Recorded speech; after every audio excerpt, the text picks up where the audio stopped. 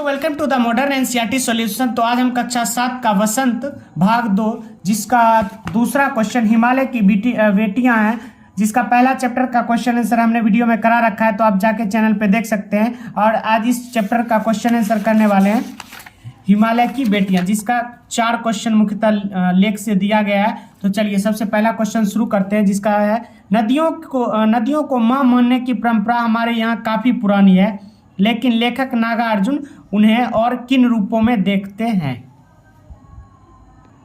देखिए इसके बारे में नागार्जुन जी क्या कहते हैं। भारत में नदियों को पूजा जाता है। लेखक नागार्जुन ने उन्हें बेटी, बहन, प्रेयसी और सम्राट के रूप में देखते हैं। चलिए नेक्स्ट क्वेश्चन है, सिंधु और ब्रह्मपुत्र की विशेषता बताइए। सिंधु और ब्रह्मपुत्र दोनों ही हिमालय के पिघलने से इकट्ठे हुए पानी से बने 2 महानद है। यानी कि लेखक कहते हैं कि जो सिंधु और ब्रह्मपुत्र नदी की विशेषता यही है कि ये जो हिमालय पर्वत है इसके पिघलने से ही इसका निर्माण होता है। चलिए नेक्स्ट क्वेश्चन है, काका कालेलकर ने नदियों को लोक माता क्यों कहा है। काका कालेलकर ने नदियों को लोक माता इसलिए कहा है क्योंकि नदियां हमारी प्यास बुझाती है, जल ही जीवन है, जल के बिना धरती पर जीवन संभव नहीं है। नदियां प्राचीन काल से ही हमें जल देती आई है और इन्हें माँ के रूप में ही देखा गया है।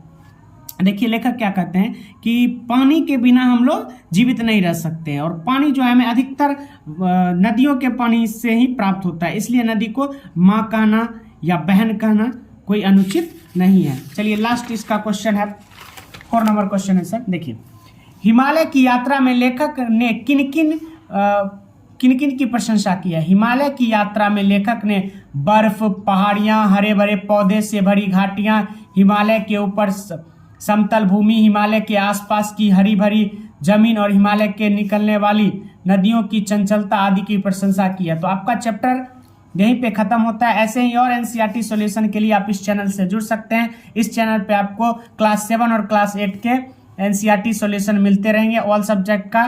तब तक के लिए बाय बाय।